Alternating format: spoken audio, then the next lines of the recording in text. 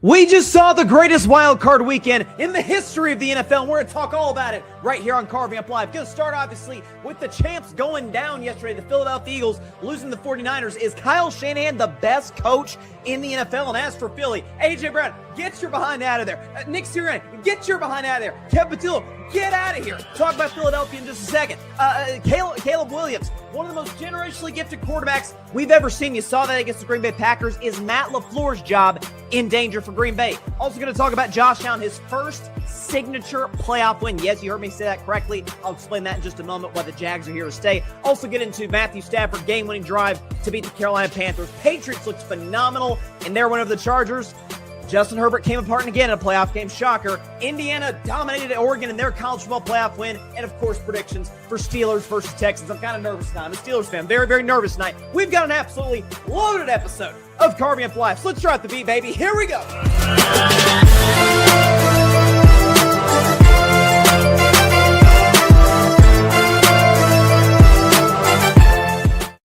Good evening, everybody, and welcome to Carving It Up Live right here on YouTube, as well as on X, Twitch, Facebook, and on Instagram. I am Bryson Carver. It is fantastic to be with you guys on this Friday, or this Monday, rather. Is this the greatest wild card weekend that we've ever seen in the history of the NFL? As I said there in the open, we had not one, not two, not three, 4 games come down to the final 2 minutes, which I think is unprecedented. We've never seen anything like it in the history of the NFL. Just unbelievable stuff. We're going to talk about all the games. Of course, this is all under the pretext of my extreme level of nervousness for tonight's game, featuring my Steelers going, or not going anywhere. We're at home in Acrisure Stadium taking on the Houston Texans. I'll predict that game again later at the end of today's show. I'm nervous. I was able to sleep last night. Part of it was the craziness of Wild Card Weekend. Part of it is, man, I'm either going to have to apologize to Aaron Rodgers or rip Mike Tomlin to shreds, and I'm not sure which one I want to do. I don't know. For the long-term health of the show, for the Steelers, those might be 2 different options, 2 different questions, but we've got a ton to talk about on today's show. Getting lead off, obviously, with the Philadelphia Eagles going down yesterday. Got Justin Herbert struggling in the postseason. Josh Allen was Superman once again. Later on, by the way, Indiana, again, dominating Oregon in their college football playoff game. But we've got a ton to talk about in today's show. Chime in the comment section on Instagram, YouTube, X, Facebook, Twitch, wherever you're watching this show. We appreciate everybody for stopping by on a Monday. So let's get started on a playoff reaction show. But first, you know, as a lot of Dallas Cowboys fans like to say, bye, Eagles, bye. The Philadelphia Eagles season is a wrap. We'll get to the Philadelphia side of it in just a moment. I want to talk about the 49ers. And in particular, I want to talk about a guy that I have said, you can check the tape. Go back to week 2 on this show. That's the coach of the year, Kyle Shanahan. And that's no disrespect to Mike Vrabel or to Ben Johnson, both of which had great weekends, of course. Liam Cohen, who had an excellent season in Jacksonville. Some have considered Sean Payton. There's plenty of names you could throw out there. And Mike McDonald, rather, with the Seattle Seahawks, has done a fantastic job. Plenty of candidates. But if we're talking about the level of elite, making the guys better around you, or underneath you, I guess, because you're the head coach, type of guy, the fact that Kyle Shanahan is an offensive guy in this 49ers offense, this 49ers team, ravaged by injuries. Ricky Pearsall gone. Nick Bosa gone. Fred Warner gone. Trent Williams not totally healthy. Brock Purdy's dealt with injuries. Juwan Jennings in and out of the lineup. As if the injury issues weren't enough, George Kittle blows his Achilles. Prayers for George Kittle, hopefully for him, a speedy recovery. He's one of the best tight ends, one of the best dudes in the NFL. We want to see him out in the field. Sucked to see him go down early in that game yesterday. You're in Philadelphia on the road. By the way, just a week removed from a devastating loss to Seattle in a situation you could have got the 1 seed. Instead, you lose to the Seahawks. Now you got to go to the champ's house. I know this isn't the same Eagles team we've seen, last year. We'll get to them later. Bad weather on the road. Brock Purdy throws not 1, but 2 bad, ugly interceptions. And you find a way to win the game. Why? Because you've got the Juwan Jennings trick play. Why? Because he's able to design schemes for Christian McCaffrey. McCaffrey didn't have a huge game. He had over 100 yards from scrimmage. Shocker. It's Christian McCaffrey. But it wasn't one of these crazy breakout 30, 40-yard runs type of situation for McCaffrey. It was 3 yards. Maybe he gets stuffed. Okay, then he breaks off a 7-yard run. Maybe he catches a pass for 11, 12 yards. Like that's the kind of thing we saw yesterday with Kyle Shanahan getting Christian McCaffrey involved. The trick pass from Juwan Jennings. By the way, high school quarterback Juwan Jennings, VFL, go Vols, Juwan Jennings. Okay, this is his second touchdown pass in the postseason. He's done it multiple times in his career. He had his touchdown pass in the Super Bowl 2 years ago. Like, Juwan Jennings can sling the rock. Let's make no mistake about it. Kyle Shanahan knows that. But when you think about Kyle Shanahan, when you think about what the 49ers have done in the postseason since he got there, well, they haven't won a Super Bowl. The first postseason the 49ers got in under Kyle Shanahan was Shanahan's third year, 2019. They obviously made the Super Bowl that year. From that point on to now, I would argue, with the exception of maybe 2 or 3, he has been at a clear and obvious quarterback disadvantage in all of those matchups. Let's go and show the list just for context to show what it looks like.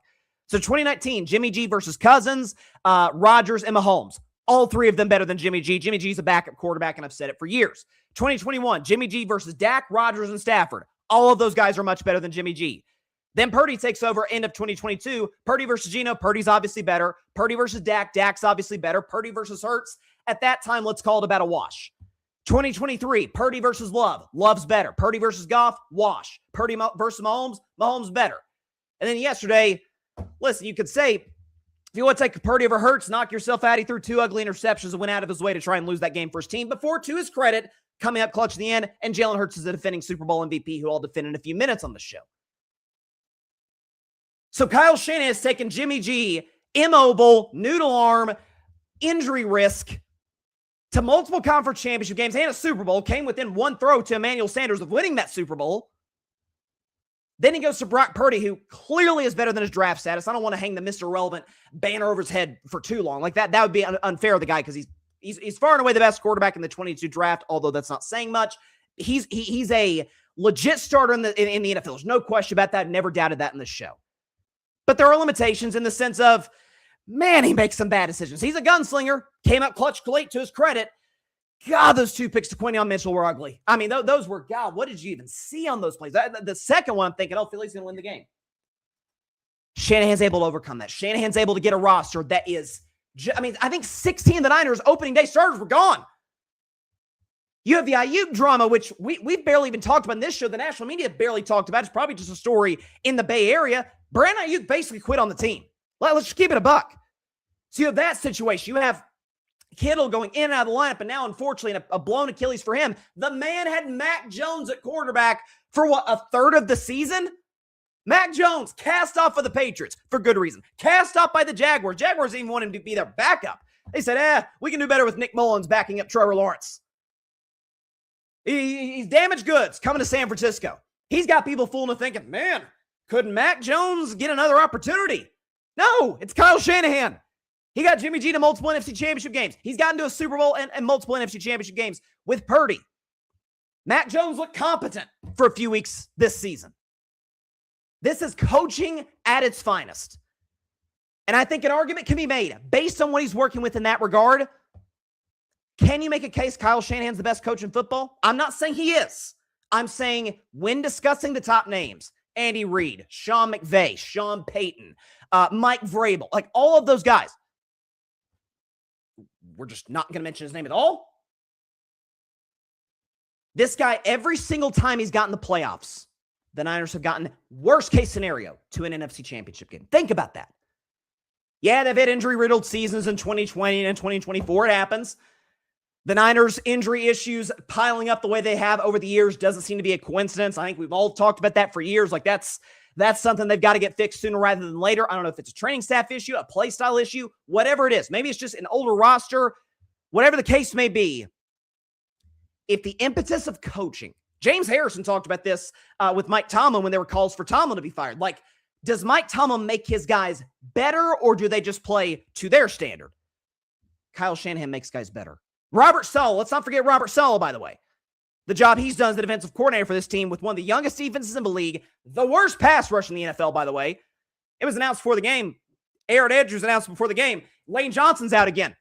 It didn't matter. The Niners can't get to the quarterback. They were dead last in sacks this year. All of the personnel limitations of this team.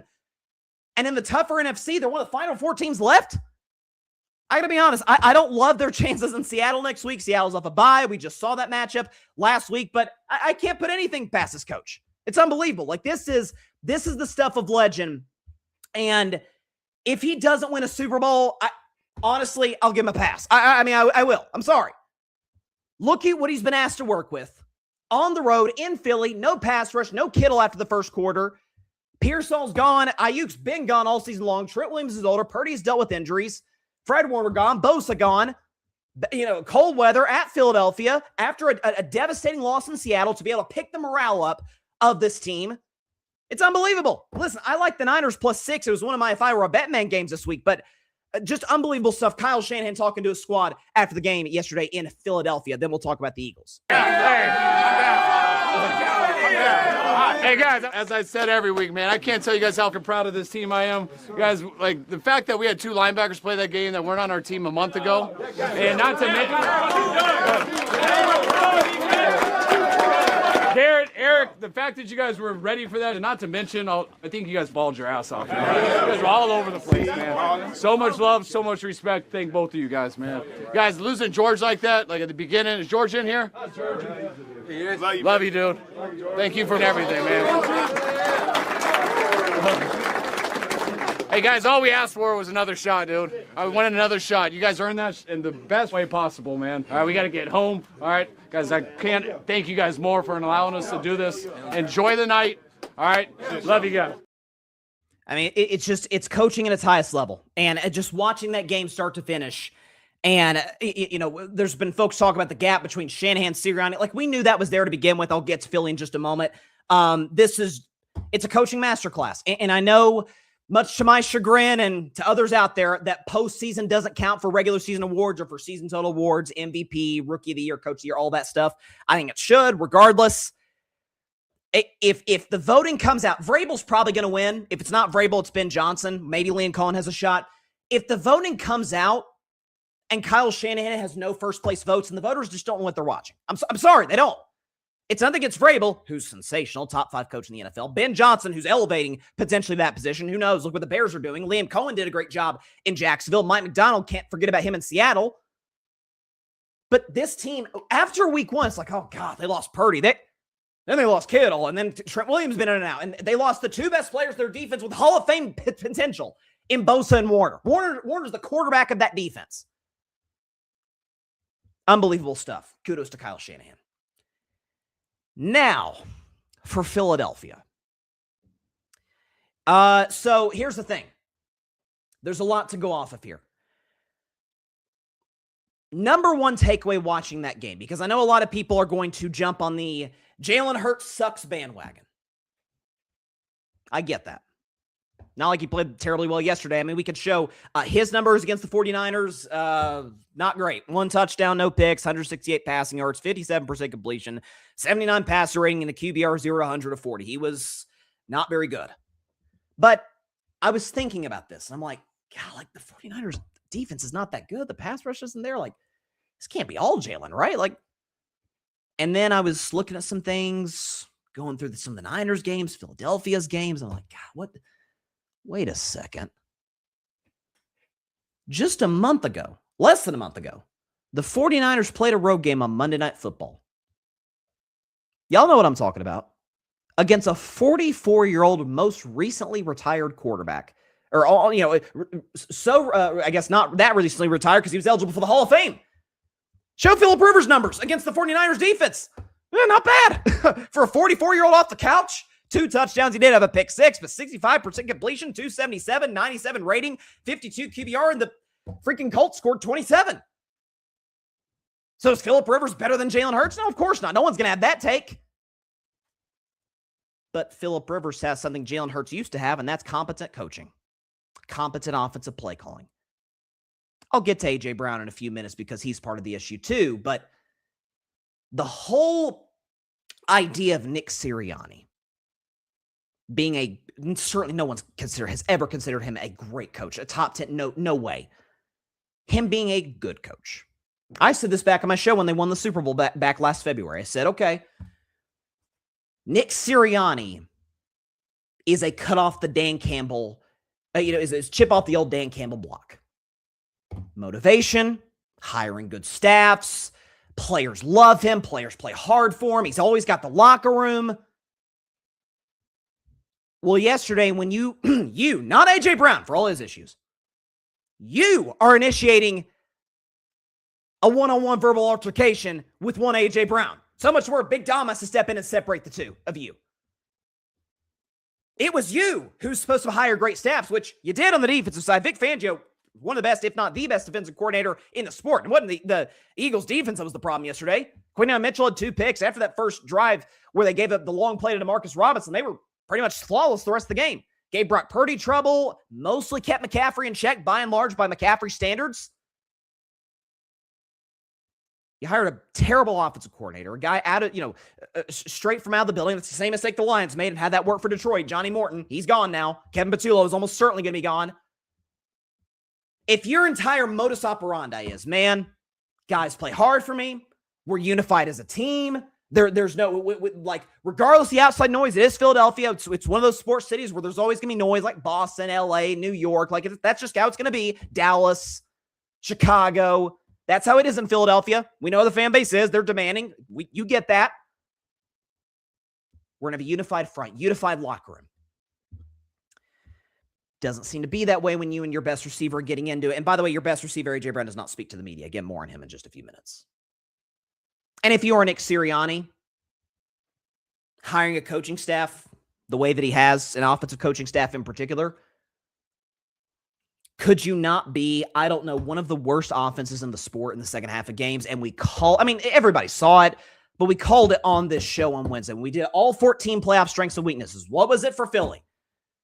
The offense, they're a bird. Eagle is a bird. The offense flies away in the second half, and the numbers show it once again. Second half stats this year, folks. They were 26th in points per game, 26th in total yards per game, 20th in point differential, and their fourth quarter stats, they were 30th. The Eagles averaged 5 points per fourth quarter. What is that, folks? That's coaching. That's lack of adjustments. That's the inability to see what's going on, positively or negatively, and make changes along the way, be it in-game or in the locker room at halftime. It's been an Eagles issue all year. That's why Jalen Hurts would have halves against Buffalo or against the Buccaneers where he's not completing a pass or where he has negative passing yards. That's the same quarterback who 3 years ago against the Kansas City Chiefs hung 35 on Kansas City's defense. It was sensational. Some people argue he was better than Mahomes. Wholeheartedly disagree, but he played to that caliber. And then last year in the Super Bowl, he's the best player on the field with no run support with Saquon Barkley. So that guy just stopped being good, right? Listen, Jalen is not a natural thrower of the football like a Patrick Mahomes, Josh Allen, any of these guys. Burrow, he does not have the arm strength of an Allen, of a Mahomes, of a Caleb Williams. Heck, even today, Aaron Rodgers still can sling it down the field with the best of them. But he moves well. Speaking of moving well, saw this tweet. Dan Orlovsky put it on there this morning. Make sure I can find this. Dan Orlovsky, number of times that Jalen Hurts, that the Eagles called design runs for Jalen Hurts, excluding the tush push, by the way. So tush push doesn't count. Last year, 96 called runs for Jalen Hurts. This year, 41, not even half. Dude, that's one of his best superpowers. Freaking use it. And if you're Jalen Hurts, you're thinking, God, we're gonna get another offensive coordinator. This has been the story of my football life. Go ahead and show this graphic. Jalen Hurts, number of offensive coordinators since college, or play college since college, it's a lot. At Alabama, Lane Kiffin, Steve Sarkisian, Brian Dable, Mayan Loxley, and then he transfers to Oklahoma. It's Lincoln Riley. In Philly, it's been Doug Peterson, Nick Sirianni, Shane Steichen, Brian Johnson, Kellen Moore, and Kevin Patullo. It's going to be somebody else next year. I mean, Jalen Hurts is going to go in his 12th different play caller in 11 years, going back to his freshman year at Alabama. He's having to learn a new system each and every year, and yet and still, not bad. Not a bad season. 33 total touchdowns, 10 turnovers, 3-to-1 touchdown to turnover ratio. That's pretty good. Mid-60s completion, could be better, but not terrible. Total yards per game, fine. 227, 98.5 rating, and a 55 QBR. The QBR needs to tick up. Those aren't bad numbers. Jalen had multiple games this year against Dallas, against the first game against Dallas, against Minnesota. Multiple opportunities where he steps up, makes the big throw when Philadelphia needs him to, or makes the big play with his legs. We saw it last year. We saw it against the Kansas City Chiefs in 2 Super Bowls. This man stopped a three-peat. This man stopped America from panicking about Kansas City running the league for years. And now all of a sudden, he's the problem? Now all of a sudden, this being his, excuse me, his 11th different coordinator in 10 years, despite the fact that if Nick Sirianni, if Eagles fans are calling for Sirianni's job, if Nick Sirianni were fired today, do any of the teams looking for a head coach, are they looking to hire him? No, they're looking at John Harbaugh. They're looking at Kevin Stefanski. They're looking at Mike McDaniel. They're looking at some of the top coordinators like a Jesse Minter with the Chargers or like a Joe Brady with the Buffalo Bills. Plenty of good candidates out there. I got my issues with Mike Tomlin. There'll be 5 teams lined up to hire Mike Tomlin if the Steelers move off him if we lose tonight. What does Sirianni do well? If his calling card is culture, if his calling card is motivation, getting guys ready to go in the locker room, pretty piss poor job of that yesterday, to say the very least. And as for A.J. Brown, man, we called it on this show from day one. When Philadelphia gets off to a hot start, undefeated at the gates, first month of the season, Jalen's playing well. Saquon's off to a slow start, but it's shorter off season. Saquon need to get his legs going. I actually thought he was solid last night before he got beat up late. And A.J. Brown, just like he did last season, when things were going well, and he's saying, you know what needs to get better? Our passing game. Brother, you've won 10 straight games. Shut up. Like, what are you talking about? Do you win the Super Bowl? And he's like, yeah, I'd rather put up 150 yards and 10 catches than win a ring. That's what he said on social media after the Super Bowl, days after the Super Bowl win over the Chiefs. And all this season, you're begging, you're whining, you're complaining to the media, you're putting cryptic posts on social media. Nobody will give me the football. Jalen Hurts is ignoring me. What do you want a man to do? Biggest game of the season, A.J. Brown, ladies and gentlemen. He had 3 catches. Jalen Hurts targeted him 10 times. 25 receiving yards, 8 yards a catch, no touchdowns, 2 drops. Let's say 2.5 drops, because the one throw Jalen threw down the field, it was in triple coverage, but he had A.J. Brown. If A.J. Brown, it's similar to a George Pickens play against Detroit with Dak Prescott. If A.J. Brown just runs into it, he probably makes that catch. So you have that play, you have the drop down the right sideline, you have the huge drop that, thankfully for Philly, Dallas Goedert and Jalen Hurts bailed you out on the next play on 4th down. You cannot be complaining for targets the whole season when your team's trying to go back-to-back, when you're trying to figure out an offense that is an incompetent play caller in Kevin Patullo, that is a quarterback in Jalen Hurts, universally respected as a leader, defending Super Bowl MVP. You're the guy causing havoc in the locker room. Oh, and by the way, as a cherry on top, wouldn't even talk to the media. Chickened out. Dapped up some of his teammates, left. Said it midseason. You can check the tape. Philadelphia doesn't need A.J. Brown. You know who A.J. Brown is at this particular age and stage of his career? Remember Dez Bryant at the end of his time in Dallas? Dez Bryant is prime, 2013, 14. There was an argument he was the best receiver in the league. It was him, Antonio Brown, Julio Jones. It was Megatron. And then around 2016, definitely in 2017, I wish I had a podcast back then when I was 12, 13 years old, because I would have talked about it extensively. He was dropping balls. He was whining for the ball and then would drop passes, could not separate because Dez was never that gifted of a route runner. Was bad in some critical spots for Dallas. Dak actually trusted an older Jason Witten, trusted Cole Beasley. Certainly a year after Dez, trusted Amari Cooper, who was a much more precise route runner. A.J. Brown will be productive wherever he goes in 2026. I have no question about that. But it's similar to Dez Bryant. And I would argue even worse. Because at least in Dez's case, man, they never won a Super Bowl. It's not a situation where Dallas won and Dez okay, now I want my targets because hell with winning, going back to back. Screw that. I want to rack up my numbers for a Hall of Fame induction 5 years after I retire. At the expense of the team's success. This is a selfish teammate. This is a bad locker room guy. This is a deterrent for Jalen Hurts. And the Philadelphia Eagles should move on. I thought they should have moved on midseason. I'd say Howie Roseman probably regretting that today. Jalen Hurts talking about the Eagles' struggles in the second half after the loss yesterday. Joe, and your general thoughts on the offense this season, kind of the up and down nature of it. Obviously, you want more consistency. And there's a desire to improve steadily throughout the year, but, hard to look at it from a big picture perspective right now. I think just having the opportunity to go make something happen and not doing so for whatever reason, those are the things that we all have to improve from. I refuse to believe the idea that Jalen Hurts is just not good anymore. I'm not going to buy into that. I'm not going to buy into this notion that a guy who goes from MVP candidate in 2022. By the way, who is his play caller? Shane Steichen. Shane Steichen, who made Daniel Jones briefly look like an MVP candidate. Shane Steichen, who had Phillip Rivers playing decent football at 44 years old, 5 years off retirement. Man's got a grandchild. Looked pretty good. Jalen Hurts had him. He was an MVP candidate. And scored 35 in a Super Bowl. Most points ever scored in a Super Bowl loss in the history of the NFL. And by the way, a couple of years later with Kellen Moore, who y'all know I'm not crazy about. I shouldn't say hung 40 because 7 of those came in a pick six by Cooper DeJean. Hung 30 plus on the Kansas City Chiefs and was a Super Bowl MVP and was the best player on the field. Looked a dynasty dead in the eye and denied them a three-peat in emphatic fashion. And I'm supposed to believe he's not good because Kevin Patullo calls just 4 verts on 4th down in the red zone, mind you, with little space. Like, hey, guys, just run to the end zone. What is this, a Hail Mary with 2 seconds left? Like, bruh.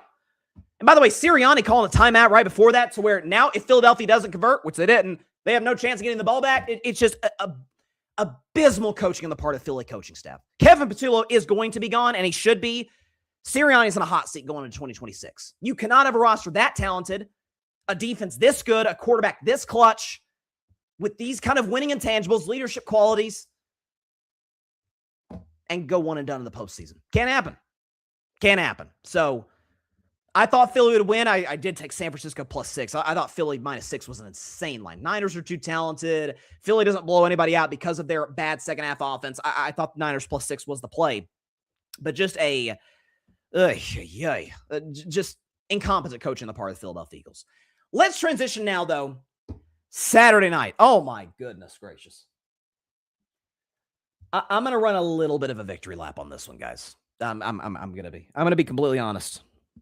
Because as a guy who does not consider, I'm not a scout. I'm not an NFL scout. I'm not a draft expert like the Todd McShays, like the Mel Kipers, like the Daniel Jeremiahs of the world. No, not even in those guys' league. Shoot, I'm not even Mike Guido's league. Shout out to Mike, who's our draft expert here at the Grid Network for NFL and NBA coverage. But I do try and pride myself in getting what limitations I have evaluating quarterback play, getting it right in terms of how I think it'll translate to the NFL. And sometimes I think we overthink it as far as the draft process goes. When you see a guy coming out and it's like, okay, sick arm angles, moves really well. Accuracy, yeah, it does leave some things to be desired. That does need to get better. But he cried with his mom in the stands. I mean, that's just, I can't have that. My franchise quarterback. I don't know what you want to do. And painting nails. That was like the end of the world for some people. How dare he paint his nails? Not a personal choice I'd make, but I don't think it's going to hurt anybody in Chicago's feelings terribly much. I'm talking about Caleb Williams, who quite simply is one of the greatest quarterback talents that's ever played the game of football. I'm talking about a Caleb Williams who, and a Chicago Bears team who have been living dangerously this season. They've been living on the edge, down by 10 in the final minutes of the fourth quarter. The Bears this year are 3-3. The rest of the NFL, 3-159. So is it sustainable for the whole playoffs? Probably not, especially as the competition gets better. Keep in mind, this was 7-seed Green Bay, who we'll get to in a few minutes.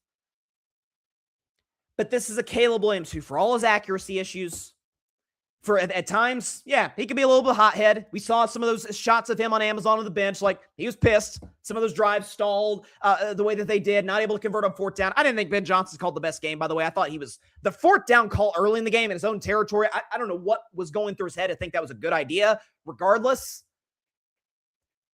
don't we judge quarterbacks by what they do in the fourth quarter? Now, I'm not saying we need to go too far in that direction to where it's, hey, I know Tim Tebow basically can't throw a forward pass for 3 quarters and he just turns it on in the fourth. We don't need to go that far. But this kid, the throws that he can make, sometimes, folks, in any industry, talent is just obvious. Sometimes it just slaps you in the face, where it's, you see somebody on The Voice or America's Got Talent, and within 2 seconds, okay, they're going to be a star.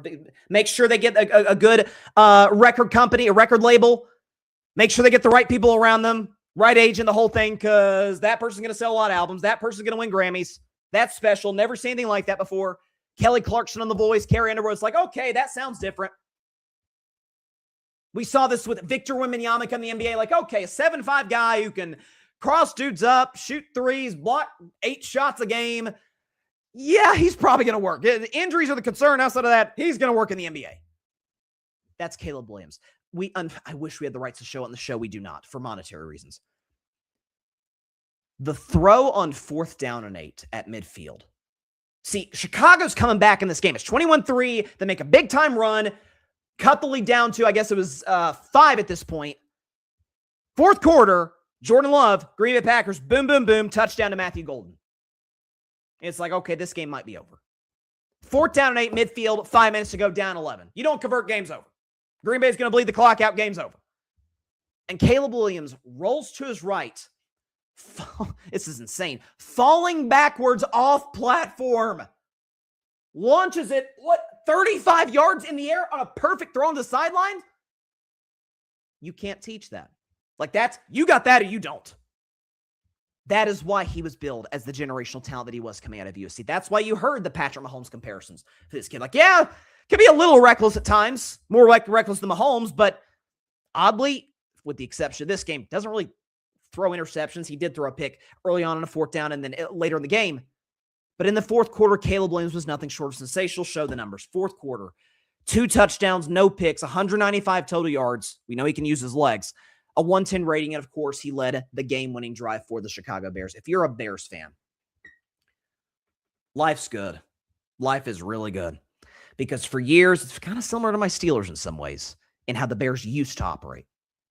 You know, we win on our defense. Quarterback, yeah, take it or leave it. We can just kind of slide somebody in there. Mitch Trubisky can go to the playoffs. Justin Fields, can he throw? Not really. It can work, right? Because we got one of the best defenses in the league, and we're going to hire defensive head coach after defensive head coach, and Eberflus, and it's going to work, and you need the difference maker at quarterback. And I'm confident saying today, by the end of next season, Caleb's going to be one of the 5 best quarterbacks in the game. To me, the only 2 that I'm like, I have no questions, they're going to be in the top 5 next year. Or I should say 3. Patrick Mahomes, Josh Allen, Drake May. After that, wide open. I don't know what Lamar's going to look like with a new head coach. I don't know if Joe Burrow can stay healthy. Justin Herbert can't win a playoff game. Looks bad in all of them. We'll get to him later. Dak, love him. Doesn't have the support around him. Jalen, we'll see. Matt Stafford, he'll be 38 next year. Like, who knows what he'll look like in 2026? This is an all-time generational talent. And the fact that people were just, crestfallen. Man, he cried with his mom in the stands. I can't move past that if I'm a drafted value, if I'm a Chicago Bears fan. Bears fans, by the way, I'm not bashing Bears fans. Bears fans know. Bears fans 15 years ago, their last playoff win, back in 2010, they had a quarterback who wasn't as gifted as Caleb, but pretty gifted. Rocket arm. Jay Cutler was a very talented quarterback. Top 10 most talented quarterbacks in the game at his peak. He didn't give 2 you-know-whats about the game. Like, straight up. We remember the body language. We remember the crappy leadership. We remember the moments where it looked like he'd rather be anywhere else on planet Earth than Soldier Field on a December or January evening. Caleb's a competitor, man. Caleb's clutch. Caleb, he's the Iceman, right? He's got the celebration. He's the Iceman. He's cool, calm, and collected under pressure. And he was special, and this was Caleb Williams talking his talk, rightfully so, after that win against the Packers on Saturday night. Caleb then mentioned that hearing the noise from the Packers leading up to this beginning. Did you notice that? Is that something you took exception to or motivation from? Yeah. They wanted us. That's what I heard. They wanted it, and they got it. Bears fans, get used to running the NFC North for the next 10 to 15 years. Green Bay's well run, but don't we always kind of have concerns about their coach? McCarthy, Matt LaFleur. Love was excellent. We'll get into Green Bay in just a moment. The Lions, are they going to get the coordinators right? Can the defense stop anything? And the Vikings, they can't get the quarterback right. I mean, they can't. And some of their better players, Justin Jefferson, they're not getting any younger. Bears going to run this division for the next decade. They've got the best coach in the division. They've got the best quarterback in the division. They're going to be in the playoffs for some time.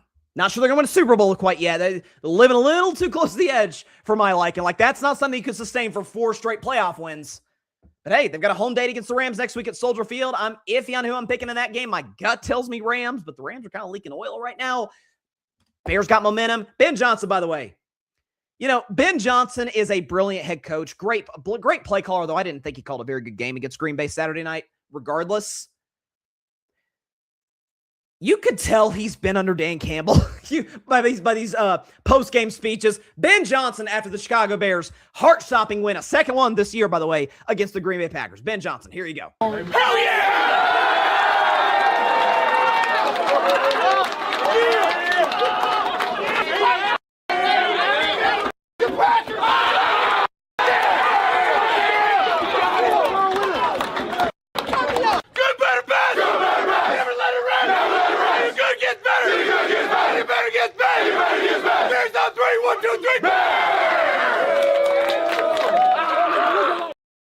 Boy, oh boy, oh boy, oh boy. Ladies and gentlemen, it's, excuse me, Cheesehead Ozzy makes his return to Carving It Up Live, and he does so because Packers fans are down the dumps right now. You went into the season with championship expectations. Heck, before the Micah Parsons trade in late August, early September, whenever it happened, I think it was late August, Green Bay was my pick to win the NFC North. I thought Jordan Love was going to have an excellent year. And by the way, he kind of did. He was pretty consistent, limited the turnovers. Jordan Love was good. I thought the defense would be solid. Excuse me. My gosh. Apologize, folks. I thought the defense would be solid. Then he had one of the 3 best defensive players in the game in Micah Parsons. Now you think you're going to have a huge year. But unfortunately, as we know, Micah Parsons blows his ACL against Denver. It sucks. We know he'll come back in 2026 with something to prove. Jordan Love gets beat up. The receiving core isn't healthy all season long. You obviously lost Tucker Kraft in earlier this season, who was having a career year. And despite all of that, you go into this game against Chicago, the 2 seed and the division champion. You yourself are the 7 seed. And you're favored to win the game. And for the first half, you understood why. Chicago was overly aggressive on 4th down. Even by Ben Johnson, Dan Campbell, Dave Canales standards, Chicago was, their defense looked just as bad as we all assumed it would look, as it has over the course of this entire season, particularly the second half of the year. Jordan Love's out there dealing. By the way, can we show Jordan Love's numbers in this game? Because Jordan Love is sensational. Not 1, not 2, not 3, 4 touchdown passes, no turnovers. Turnovers have always been an issue. Last year, Jordan Love threw 3 picks in that playoff loss to the Eagles. None in this game. 52% completion, not great, but 323 yards, 103.8 rating, and a QBR 0 to 100 of 80. Jordan Love was awesome against the Chicago Bears. He did his part. Matt LaFleur didn't do his. Did you know that after halftime, when the Green Bay Packers went up 21-3, did you know Green Bay ran the ball 8 times the rest of the game? 8 times. It was working for them in this game. For the record, against Chicago in the 2 previous regular season matchups and in this game, they were averaging more than 4 yards a carry. Josh Jacobs was as good this year as he was last year. They were obviously dealing with some offensive line injuries, Zach Tom in particular. But they were getting some leeway running the football. And if nothing else, bro, this team can come back on you. You literally lost them 3 weeks ago on this same situation. Up double digits, and that one was probably even crazier because Chicago had to get an onside kick, which never happens. But that was a situation where you had to rely on the run game to build the lead. Then you abandon it. Then it's nowhere to be found. Caleb Williams has a second half, and in particular, a 4th quarter quarterback. Ben Johnson, and the animosity between he and Matt LaFleur, palpable. Goes back to Ben Johnson's opening presser. They do not like each other. And you tried to out Ben Johnson. You tried to show that, hey, you know what? We know your quarterback's good. Our quarterback's better. We're going to show you that. Jordan Love was great. Over the course of the game, Jordan Love outplayed Caleb Williams. But what's better in the moment? What's better to get the Green Bay Packers to Seattle, to the Pacific Northwest next week for the divisional round? 8 runs. Didn't remind you in some ways of the Atlanta Falcons abandoning the run game with, what was his name? Devontae Freeman and Tevin Coleman in that Super Bowl against New England. Kyle Shanahan, I love Kyle Shanahan, but just completely abandoning the run. Didn't it feel kind of similar to that? LaFleur was on that coaching staff, for what it's worth. And by the way, we know Green Bay is well run. We know they draft very well on the offensive side of the football and the defensive side of the ball. But even without Micah Parsons, they've got some players on that side. This is the 5th straight year this team's underachieved. Show the graphic. 1 seed in 2021, and they went 1 and done. Now, I put a lot of that on Aaron Rodgers. 2022, 8-9, missed the playoffs with a home loss. 2023, they actually overachieved. They went 9-8, beat the Cowboys, and then, to their credit, pushed the Niners pretty far in that divisional round game before they lost. They did overachieve in 2023, to be fair. Last year, 11-6, 7 seed. Outplayed by Philly. Loved those 3 picks. And then this year, 9-7-1. Multiple confusing losses, multiple head-scratching losses to Carolina, to the Chicago Bears in the second meeting, to the Cleveland Browns. I mean, if they get some of these games, to Philadelphia in a game which they score 7 points at home, if those 4 games flip like Green Bay, where we're sitting here today, they're like the 2 seed. They've got games for the first 2 rounds, at least, at Lambeau Field. Caleb Williams and the Bears have to come to Green Bay, Wisconsin to play those playoff games. Instead, questionable play calling, inconsistency at time at quarterback, real bad special teams. Brandon McManus, that's been an issue all season long. 3 missed kicks in this game, an extra point, 2 field goals. That's going to sink you. It just is. And listen, you could say Micah Parsons, and if Micah Parsons had played this game, does it impact the outcome? Potentially. But at the end of the day, Cheesehead Ozzy is here to tell you guys right now on Carving Up Live. Green Bay, 5th verse, same as the first. You're always waiting for that moment when this team's going to internally collapse, and it almost always falls on the head coach. McCarthy for years. Remember that NFC Championship game against Seattle? Brandon Bostic up 12 with 2 minutes to go, lost that game. And then Matt LaFleur in this spot. By the way, don't forget 2020. 1st and goal, 2nd and goal, 3rd and goal. You don't go for 4th and goal against the Tampa Bay Bucks down 8 with 2 minutes to go. Don't forget that on Matt LaFleur's part. Might be a time for a change in Green Bay. Because, for what it's worth, I know some Packers fans in my life. Shout out to my sister. She's probably watching right now. It's sad days right now in Green Bay, Wisconsin. That's what I know for certain. Hey, Sharon! Anyways, Cheesehead Ozzy in the building. When we come back, Josh Allen, was utterly sensational for the Buffalo Bills against the Jacksonville Jaguars. And for the first time in his career, and this is going to sound like a crazy hot take, I'll explain it on the other side of this break, had the first signature win of his playoff career. More on that, as well as Patriots dominating the LA Chargers defensively. And Justin Herbert, here we go again. Bad playoff quarterback. Rams beating Carolina, Indiana winning their playoff game, and predictions for Steelers versus Texans. That all coming up in just 1 minute on Carving Up Live. Don't go anywhere, folks. We'll be right back. Cheesehead Ozzy out, ladies and gentlemen.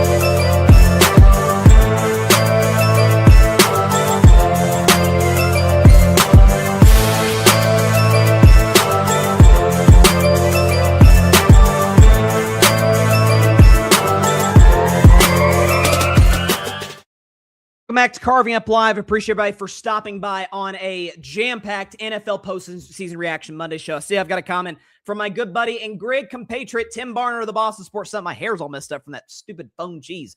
He says, so the Pats legit now? Let's freaking go. May had a 142 pass rating in the second half, even with a bad left side of the O-line. I'll touch on New England in about 10 minutes or so after their impressive win against the Chargers, and touch on Justin Herbert because, yikes. But I did want to discuss, though, the Buffalo Bills beating the Jacksonville Jaguars. Now, as many of you out there know, I am a massive Trevor Lawrence fan. That's my guy.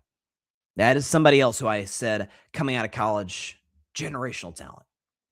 Well, this season, 38 touchdowns accounted for, only behind Matt Stafford and Josh Allen, third in the NFL. That's pretty good. Led the Jags to a 13-win season. That's pretty good. People talking about the 2 interceptions he threw yesterday. Second one. Jags are out of timeouts. They're trying to force the ball in a tight window. They need to get big chunk plays down the field. That's a desperation throw. I'm not putting that on him. And by the way, are we just going to forget that he threw 3 touchdown passes and was 6 for 7 in the red zone? Are we going to forget the throws to Brian Thomas Jr. and to Parker Washington in these tight red zone windows against the Buffalo Bills?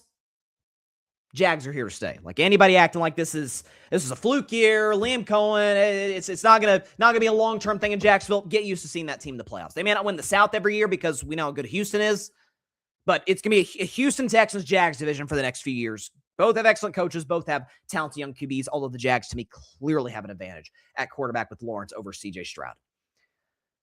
For Josh Allen, I said coming into this game, and I think the prevailing narrative about Josh coming into these playoffs was no Mahomes, no Burrow, no Lamar Jackson. Like, brother, you've got basically all young quarterbacks in the AFC except for Aaron Rodgers. You better go on a run in the AFC. You better get to the Super Bowl. Because if the excuse has been for years, Josh has great postseason numbers, which he does, by the way. Some of the best postseason numbers in NFL history at the quarterback position. Just keep running the dynasty. Keep running to Kansas City. Well, number one, no quarterback in NFL history has ever been 0-4 against another. Allen is against Mahomes. That's number one. Number two, fair. He gone now. The boogeyman, he's nowhere to be found. He's recovering from an ACL tear. But get well soon, Mahomes. What you going to do? What's the big signature moment of Josh Allen's playoff career? It's that game against Kansas City in 2021, the 13-second game in which he was flawless in. And because his team lost a coin toss, they lost the game. But his other wins against Bo Nix, Lamar Jackson twice, to be fair, but we don't look at that as like, that's the Josh Allen playoff game. Wins against Mason Rudolph, Skylar Thompson, Phillip Rivers. I mean, like, not special guys that we're talking about here. Trevor Lawrence has the ability to be special. The Jacksonville Jaguars won 13 straight games and had the longest winning streak in the NFL coming into the postseason. They were red hot. Bad pass defense, but the team itself was red hot. You had to go on the road as a 6 seed, and this was what Josh Allen did over the breadth of this game. So this is Josh against the Jaguars in totality. 3 total touchdowns, no picks, 80% completion percentage, 306 total yards, 108.7 passer rating, 87 QBR 0 to 100, which is sensational. Of course, he led the game when he drive on that tush push at the end. A little ironic because the Bills did vote against the tush push. I would agree with them on that, but stop running the tush push yourself. But hey, I'm not the one making the rules. But in particular, when trailing against Jacksonville, that was when he was at his best. 3 touchdowns, no picks, 87.5% completion, 195 total yards, a 133 passer rating. And of course, right there again, you see the game-winning drive. And it wasn't easy for Josh. This was a game you're facing the number one rush defense in the league, who by and large kept James Cook in check. They did. He didn't break off the long 15, 20-yard runs that we're used to seeing from him in the regular season. We know how Jacksonville can stop the run. Got his teeth kicked in the whole game. Head injuries, banged his finger on the helmet of one of his offensive linemen on a throw at the end of the first half. Kind of rolled up his leg a little bit. He had already said, Tracy Wolfson on CBS said, yeah, he told us he already had a foot injury coming in that he's going to have to play through for the playoffs. So you got foot, knee, head, hand. What is this? A guy going to the hospital after a car wreck? I mean, this guy's getting crushed out there. Didn't blink. First game-winning drive in the postseason for Josh Allen. Those are some of the moments I've been waiting to see from him. I'll be honest. when we did playoff weaknesses on Wednesday's show, and some of them have already hit. Philly's a bad second half offense. I don't trust Justin Herbert in the playoffs. Like some of these things, don't necessarily like these teams' weaknesses and flaws in that regard. What was the biggest flaw for the Buffalo Bills? Josh hasn't been terribly clutch in the postseason. The last 2 years, down 3 in the fourth quarter, chance to tie or win the game against Kansas City, came up empty twice. Last year, he got 1 first down on that drive. This year made all the throws. Khalil Shakir, made some plays obviously with his legs. The fourth down tush push where they almost pushed him for a touchdown. Sean McDermott probably should have done what Vrabel did in that game against Kansas City, against Tampa Bay. Take a couple of knees, burn more clock. Jacksonville's out of timeouts. Ended up working out for them because Trevor threw a pick on the first play on the next drive. But this was the moment I've been waiting for Josh. No one's debated or denied the talent. No one's debating or denying probably the best arm in the league. Outside of Lamar Jackson, although this year that wasn't the case, the most mobile quarterback in the National Football League. One of the most physically imposing players at his position, quarterback or non-quarterback, in all of professional football. A guy who I would go so far as to say is probably at this point the consensus best QB in football. To which I've said, can you get to 1 Super Bowl? Because the guy that everyone tells me you're better than, you've never beaten him once. You're 0-4 against him. Well, he's gone now. And by the way, he didn't have a very good season this year. Your opportunity now for Josh, if you're Josh Allen, to take the mantle. Going to Denver next week. A great Broncos defense, but one that we obviously saw Trevor Lawrence cook a few weeks ago. Good pass rush, but the good news is your offensive line and pass pro, one of the best in the league. Deion Dawkins, those guys, Buffalo Bills are great up front. They probably lost Gabe Davis for the season, which is really unfortunate, but you've still got Keon Coleman stepped up and made some plays. Khalil Shakir's a reliable guy. They have not one but 2 good tight ends. Jacksonville ran the football at times against Denver. You got the league leader in rushing in James Cook. I've been waiting for this moment from Josh, and he showed it to me. In a game where he's obviously better than Trevor Lawrence, but he's looking eye-to-eye at another quarterback outside Lamar Jackson, who we know declined significantly in the postseason. He's looking at another quarterback who's been the best quarterback in football since Thanksgiving in Trevor Lawrence. On the road, 13-win team, hottest team in football. Sure, Buffalo was favored. That was part of the reason I took Jacksonville in the points. I was like, God, they're a dog at home is a 13-win team. Like, I know Buffalo's got Josh, but geez. Didn't blink. By the way, before the game-winning touchdown drive, he led the go-ahead touchdown drive before Trevor and the Jags responded again. So, like, this became a fourth-quarter shootout at the end. And he stepped up and made the plays, which he didn't make the last 2 years against Kansas City with his arm and with his legs. So I was, excuse me, folks, extremely impressed by what I saw from Josh Allen. And he's going to have to continue it. Because now your path to the Super Bowl is Bo Nix, a Broncos team that's barely beaten the Jets, the Chiefs with their third-string quarterback. They need an all-time comeback to beat the Giants. They struggle to put away Trey Lance. They can't touch you. You're Josh freaking Allen, for crying out loud. Your wife's out here winning Golden Globes for a movie last year. You're untouchable. Go into Denver and get a win this weekend. And to be frank, I think the Buffalo Bills are going to win this weekend. Defense has played better as of late. They're far better at this point this year than they were at this point a year ago. It's not as much of a hurdle to have to overcome. That was special on the part of Josh.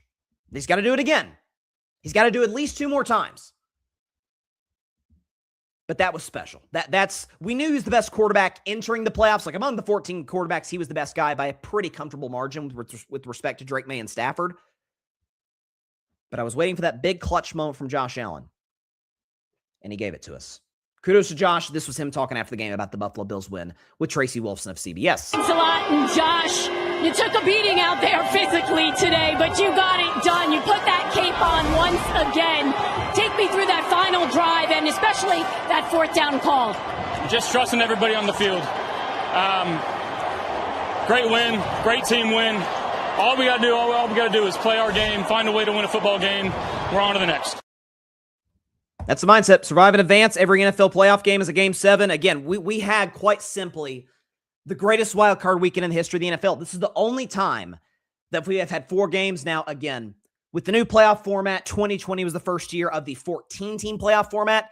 to where you get 6 wild card games instead of the 4 that we were used to. Still, 4 of the 6, maybe 5 of the 6, depending on what happens tonight in Pittsburgh, went down to the final 2 minutes. Had a lead change, at least one lead change, in the final 2 minutes of the game. That was special by Josh Allen. Uses physicality to his advantage, uses his arm strength to his advantage.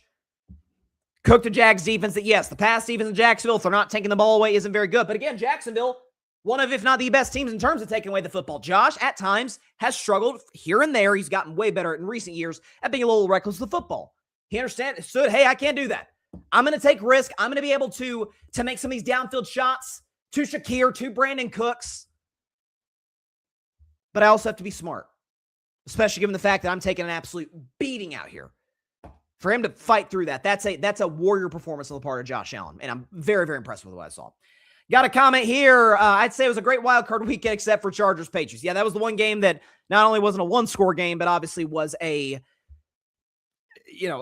come down to the final 2 minutes. Let's talk about that game.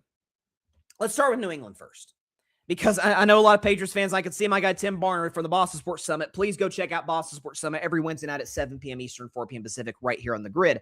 He said, are the Pats legit now? Let's freaking go. May had a 142 passer rating in the second half, even with the bad left side of the O-line. Again, the injuries up front to New England's O-line were absolutely an issue.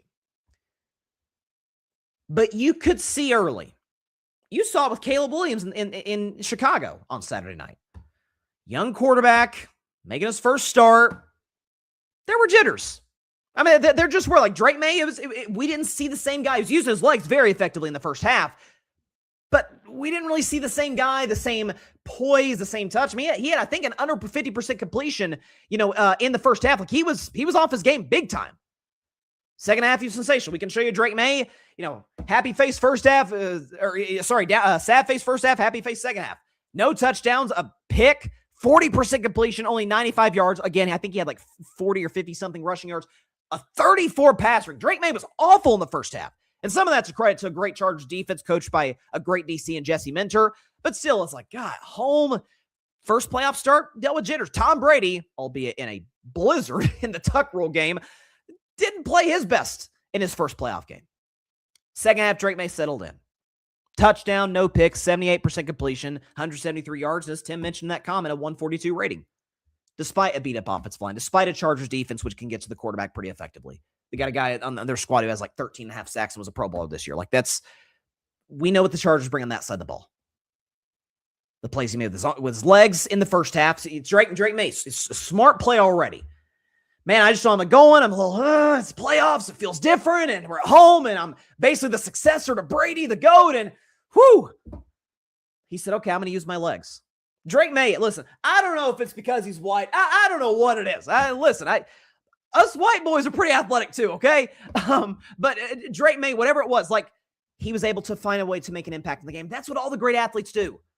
We've seen Mahomes do this in the postseason. Like when Mahomes doesn't have a go in his arm, he's been great with his legs. Josh Allen has done this from time to time. Shoot, I remember Tom Brady, scrambling in that Super Bowl 51 comeback against Atlanta. Like we've seen these guys, even pocket guys, use their legs to their advantage. And Drake May has the capability to do that, as we saw. And so I got to admit, man, because as a Steelers fan, if we win tonight, we're going to Foxborough next Sunday. A little nervous for that for a number of reasons, but I got more nervous because I'm like, God, New England had like their C- game offensively. Drake made a bad first half passing the football. They won by double digits. Like now the playoff jitters are gone. Now you got another home game at Gillette Stadium. By the way, you might have a game at Gillette Stadium depending on how the schedule looks, where it's if Denver goes down, for a fact, not only do we get a home game in the AFC Championship game, but we have an opportunity to get revenge on Buffalo, who just came back from 21-0 down on us a few weeks ago. So there'll be that motivation. There'll be that, okay, Vrabel's got another playoff win under his belt. By the way, Vrabel, great coach, hadn't won a playoff game since 2019. So that was big for him too. You had like the busted lip moment with Milton Williams at the end, which was kind of cool. Like Vrabel had a great response to it after the game. Like, hey, we talk about blood, sweat, and tears and all that. Well, it became quite literal on that interaction at the end of the game. Drake was efficient. Drake was confident. Drake was working with a beat-up offensive line against a great Chargers pass rush, a great Chargers defense. It was very much you could tell Josh McDaniels in the second half, it's like, okay, we don't really have it going. The Chargers are playing their A game defensively. Let's just be kind of methodical. There'll be a few big plays here and there. We'll take some shots. But by and large, we're going to kind of play it safe. They didn't really run the ball terribly effectively from time to time. I thought Drake May in this game, by and large, was pretty solid. And this was him after the game talking to Melissa Stark about the Patriots win. If we have that clip, here it is. With you, because you get the win in your playoff debut in front of this crowd. Can you describe what this experience was like for you? Yeah, how about that defense, man? Congrats to the defense. What a night. It was so fun to watch. Props to the fans. That was a great environment. I got these big boys behind me. We're missing a couple, but these guys, man, I'm rocking with them anytime, any place. Looking forward to get back at home next week. It was a great win. And he's a great leader, man. Like, he really, like, again, it's, people were kind of making fun of New England for having like the Oklahoma City Thunder style post-game interview where they've got like 6 guys in the post-game interview. Like, that's, you can tell if you just by watching some of the social media clips, and this is going to sound silly, but I think this matters. And I mostly have said this in reference to Vrabel, but when you see some of these clips of the post-game, we showed you Ben Johnson earlier, Kyle Shanahan, some of these winning locker rooms, not just the winning locker room, but the interactions between teammates prior to that, be it post-game interview, be it on the sidelines, be it, running to the locker room, dapping each other up. Like, there's a good vibe and a good energy about this group. And I think the quarterback's got to set that tone, and Drake May has. Again, very positive, like, gives the ultimate. Drake May might be the worst culprit at this. Like, he is maybe the worst quarterback at the podium in terms of cliches. And that's a compliment, by the way, because whether it's quarterbacks or politicians, like, you're a coach, don't give anything to the media to be a soundbite. Like, these guys have PR training, and Drake May has taken that almost too literally. It's all the cliches. We're on it next week. I'm proud of these guys. Good job of the defense. We get nothing original, which, again, you kind of want that from your franchise guy. That's how Brady was for 20 years in Foxborough. So he's an easy kid to root for. Better legs than people give him credit for. More athletic than people give him credit for. He's got a big arm. He's really accurate. First half didn't show that. It's jitters. Caleb Williams showed the same thing. Like, it happens. Most quarterbacks don't win their first playoff start. Most young quarterbacks certainly do not win their first playoff start. So kudos to Drake May. It was a very, very impressive performance. Got a few comments here before we move to Justin Herbert. One of the major reasons for the success of Wild Card Weekend were the matchups. The matchups were excellent. Niners, Eagles, Bills, Jaguars, Chicago, Green Bay. That's the thing. Like, the styles make fights. And I think we've got some pretty good fights potentially coming in the divisional round. Shout out to my guy, John Rivera, the Fan Perspective Podcast. Good friend of mine. As a Jets fan, I'm sure he's not loving seeing both the Bills and Patriots in the divisional round. It'd be a terrible AFC Championship game because then one of them is guaranteed to make the Super Bowl. But shout out to John, really good dude. Got another comment. Frankly, the New England offense did the minimum with 1 touchdown. Their defense was very good, and in fact, largely won the game and helped the offensive line for LA was weak. The offensive line for LA was weak. That is true. But on the Justin Herbert front, couldn't we have all seen this coming? I mean, this is who he's been his entire career in the biggest spots.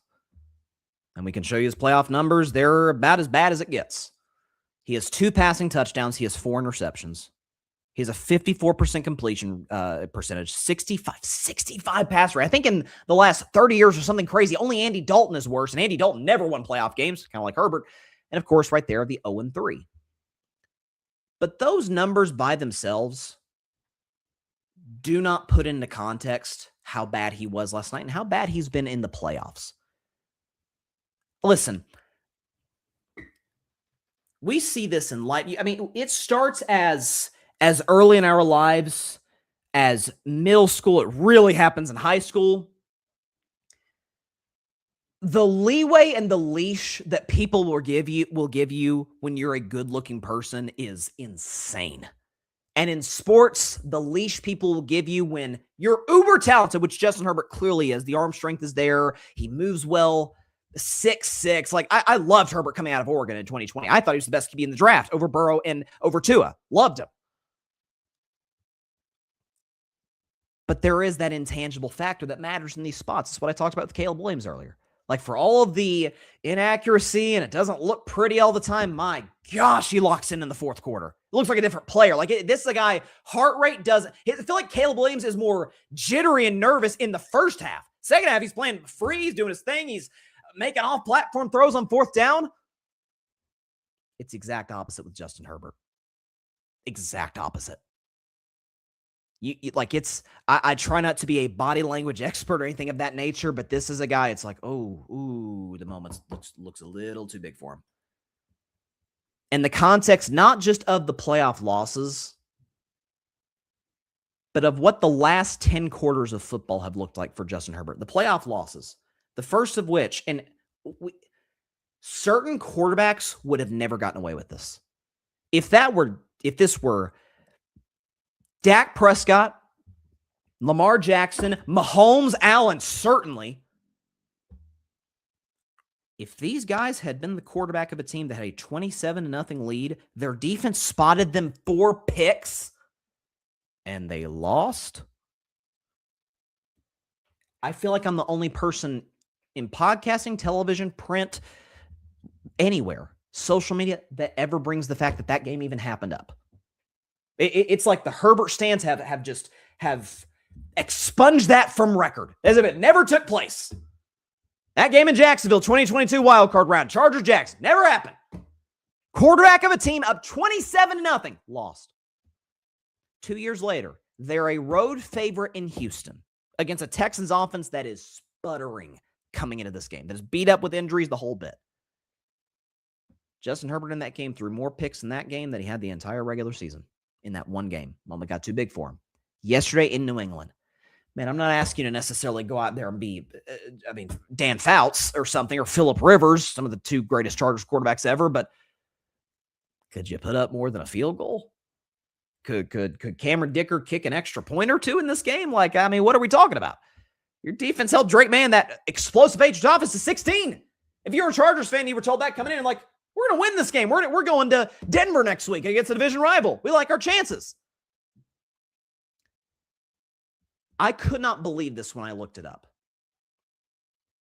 In the last 27 drives for the Los Angeles Chargers offense in the playoffs, show what they've done. It's as bad as you can possibly imagine.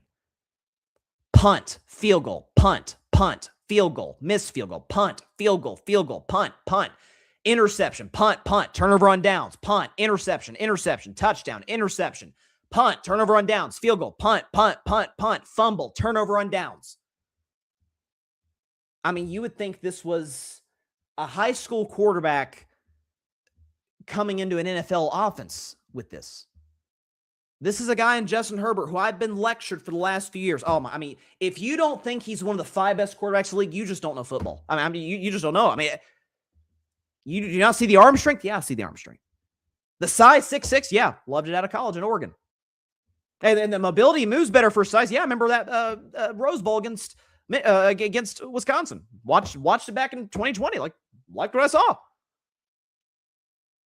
But there's something about being your best in the biggest moments. And Justin Herbert, in a weird way, not in a weird way, but in just kind of like a funny way, kind of, is who people have said that Dak Prescott or who Lamar Jackson are. Neither of which have spotless playoff resumes, said the very least. And I love Dak as much as anybody, but Dak's had some stinkers in the playoffs. They've at least won a game or 2. They've at least had big games in losses. Dak against Aaron Rodgers in 2016, Lamar Jackson, mostly the second half, but against Buffalo last year. They've had moments where even if they lose, they show up. They play big football. Josh Allen's most iconic moment of his playoff career was in a loss because he was amazing in that game against the Chiefs, 4 years ago.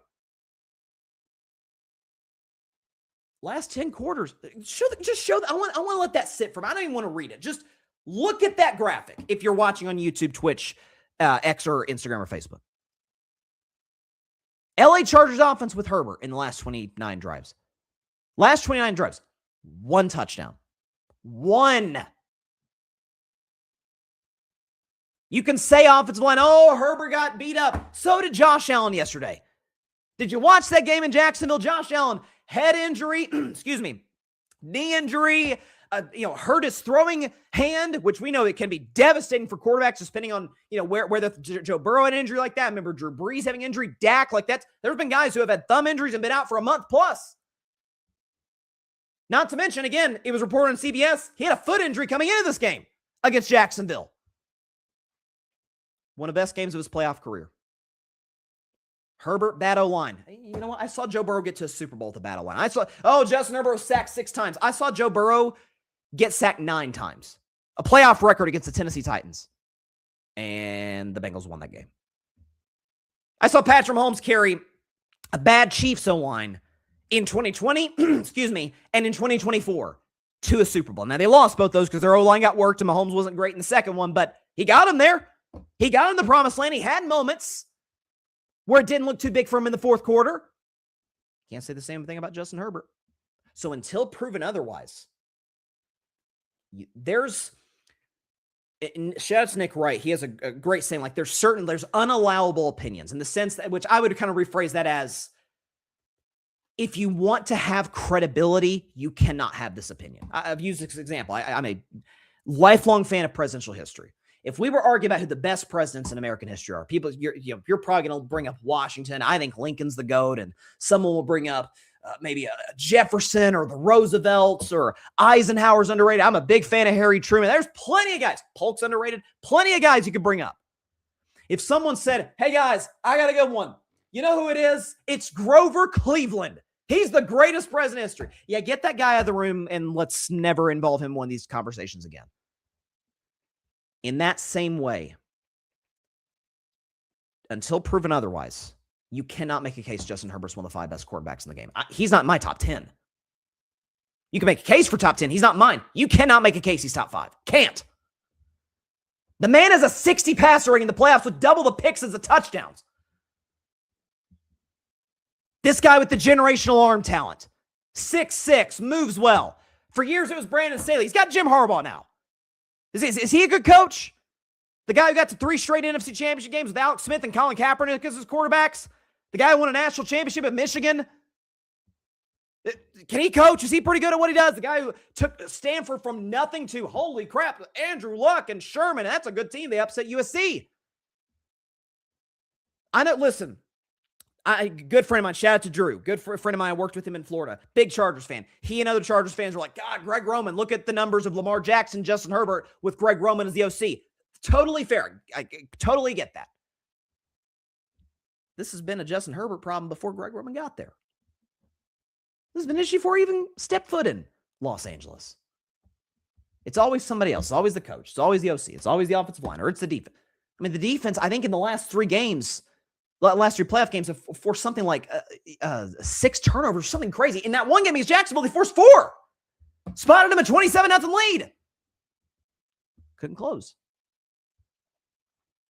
So until proven otherwise, I don't want to hear Justin Herbert's name in the same paragraph. I don't want to hear Justin Herbert's name in the same paragraph as Allen, as Mahomes, as Drake May, Matthew Stafford, Lamar Jackson, Joe Burrow. I don't want to hear it. I've seen some of those guys take garbage offensive lines to Super Bowls.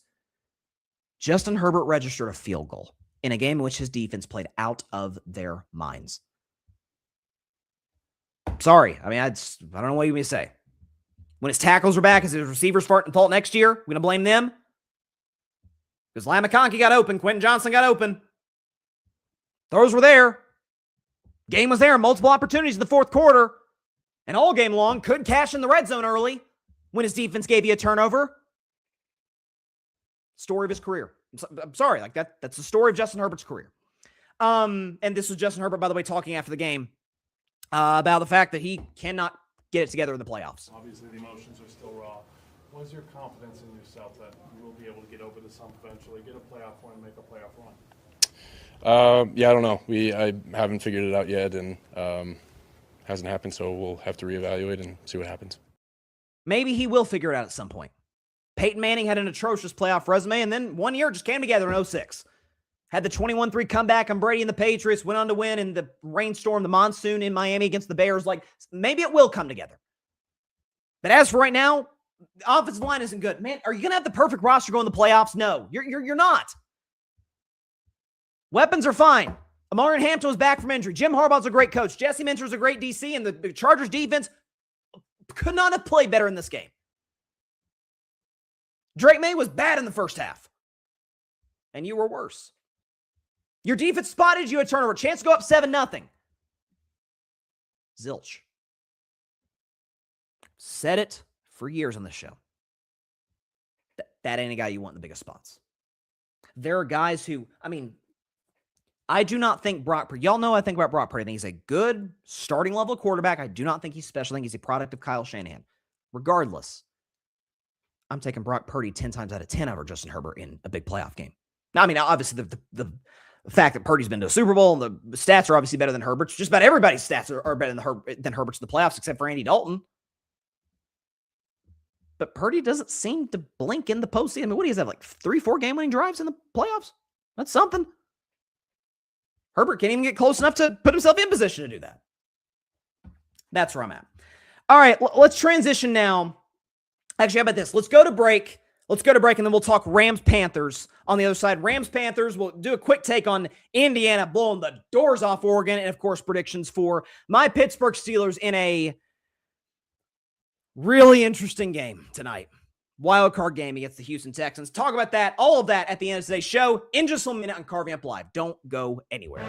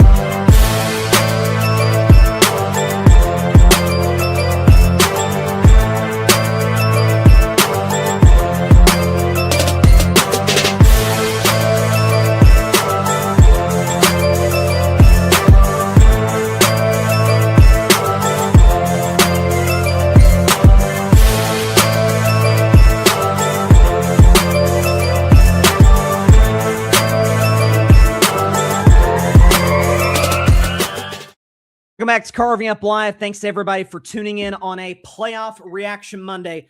Before we move on to Rams, Panthers, Indiana clobbering Oregon, and then predictions for Steelers and Texans tonight, a couple orders of business. Number one, we've been trying to, advertise this as of late. Check out our Carving It Up merch. I'm actually wearing some of it right now. I'm wearing a Carving It Up hoodie. Very, very comfortable. It is just like, especially this time of year, it's getting really cold outside. It's around the country. It's getting chilly. Check out the link right there. Hit that or scan that link right there. Scan the link. Scan the QR code right there.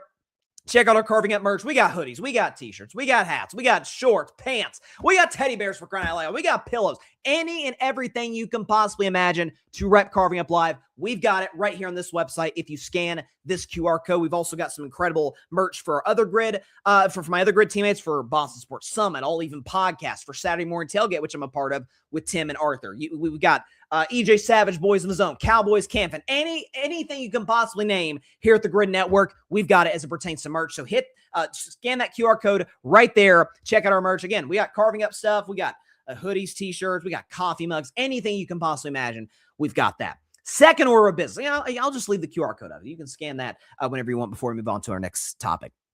Second thing I was going to say is that tomorrow, because the Steeler and Texan game is on a Monday as opposed to a Sunday, otherwise we obviously would have reacted to it today.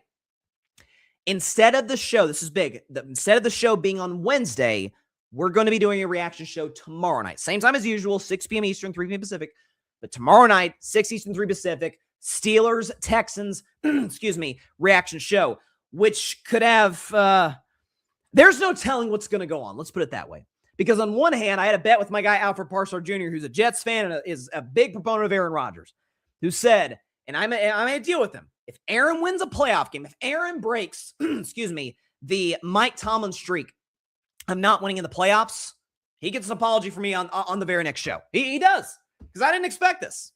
I didn't expect a guy who hadn't won a playoff game since 2020 to come in and do it in Pittsburgh. If he does it, if he breaks a pretty dubious streak of bad Mike Tomlin playoff football, bad Mike Tomlin defensive football, if he does that, hey, got nothing bad to say about the man. He outdid what I expect him to do. If not, even though Aaron had a pretty good season, no different outcome than Russell Wilson, Mason Rudolph, Pickett, and old Ben Roethlisberger. Like, same result, 9-8, 10-7, barely got in the playoffs, get blown out or lose or whatever the case may be. Either that, or I'm going to be just coming for Tomlin's job in as major of a way as you could possibly imagine, because there are some damning postseason stats for Tomlin that we'll talk about a little bit at the end of this show, but if the Steelers lose, we'll talk about it a lot on tomorrow's show. But first, I did want to talk about the 49ers and the Carolina Panthers. A much better game. This is when he knew we were in for a great weekend. Like, that was the game they put in at 4:30. It's like, the best way to attract the biggest audience is to put this in as the first playoff game because the least amount of people are interested in it. Carolina got in, losing record. They got in via an Atlanta Falcons Week 18 home win over the Saints to get in the postseason. Obviously, the Rams kind of stumbled down the stretch. Stafford was amazing, but the defense really struggled late for the Rams. And once this ended up being like a classic playoff game, like, oh boy, if this was supposed to be like the appetizer, oh, the main course is going to be absolutely delicious. And of course it was.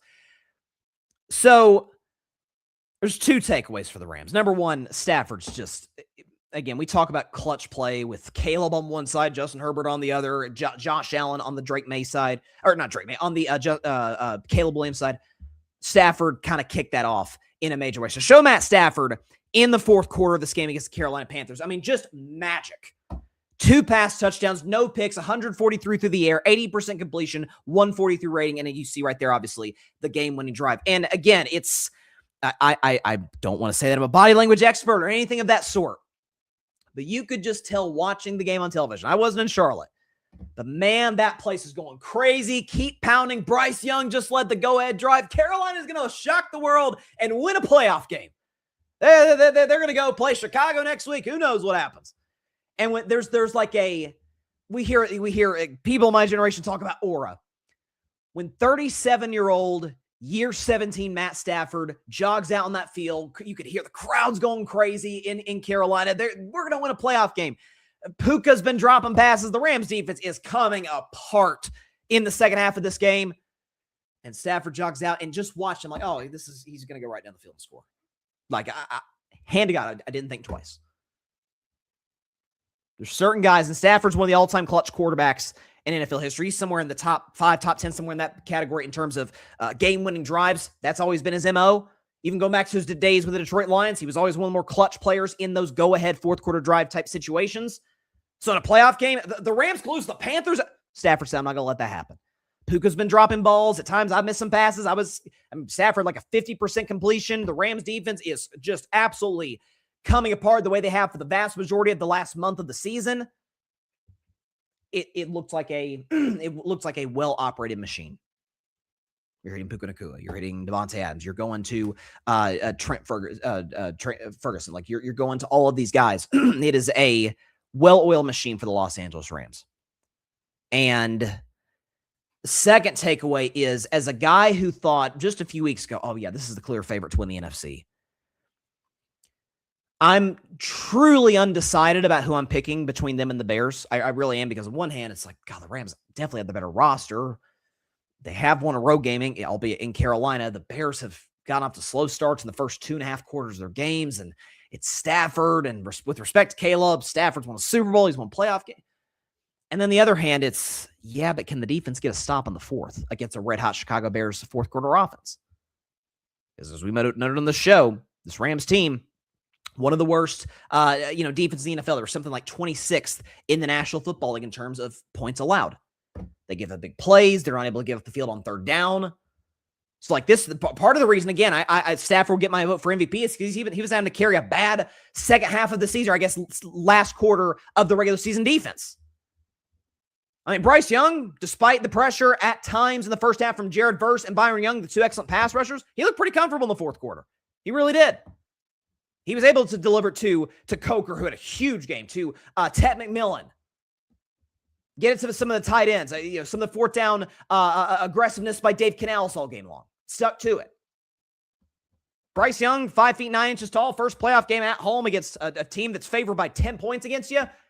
Didn't seem all that rattled, which is a credit to Bryce Young, but it's also that's because a lot of quarterbacks haven't looked rattled against this Rams team. Bryce Young, all the way back on November 30th, when this Rams cold streak defensively started. when Sam Darnold lit them up in a late fourth quarter and overtime in that big Week 16 game that probably decided the 1 seed. When Kirk Cousins had a nice game against him, Bijan Robinson in particular kind of torched him on the ground and through the air. This Rams defense has been bad the second half of the season, in particular the fourth quarter of the regular season. And so this is something Chris Shula, I think, has done, by and large, a really good job as the defensive coordinator of this team. He's getting some head coaching offers. Listen, McVay guys generally tend to do pretty well. There's been a couple, Raheem Morris didn't necessarily work. Zach Taylor, Bengals fans went out there. Like, it's not batting 1,000, but you've had Kevin O'Connell. Like, you've had guys from the Sean McVay tree pan out quite well in their head coaching gigs. And I could see Chris Shula potentially being a candidate, maybe in Pittsburgh, if they decide to move on from Tomlin. But I don't know if it's a personnel issue. I don't know if it's an execution issue. Whatever the case may be, we have a month straight where, God, this defense is leaking oil. They're having to rely on Stafford to kind of be Superman in the fourth quarter of these games. Now, it can be that.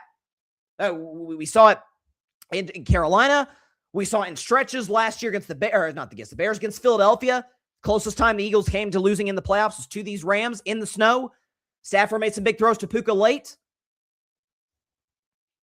I said before the playoffs, when I did my playoff weaknesses, the defense is going to be in their undoing. The Rams playoff loss is going to be 31-28 or 34-30.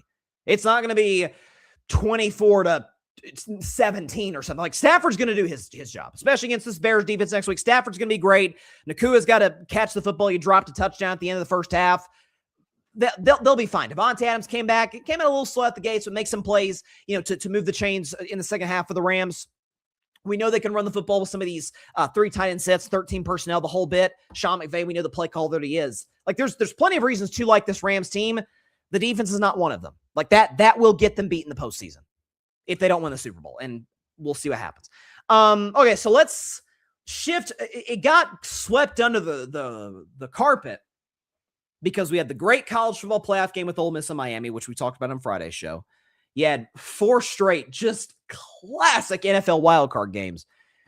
And just sandwiched right there in the middle was, Indiana crushed another good team. Smoked Oregon in the Peach Bowl. I think 56-22 was the final score.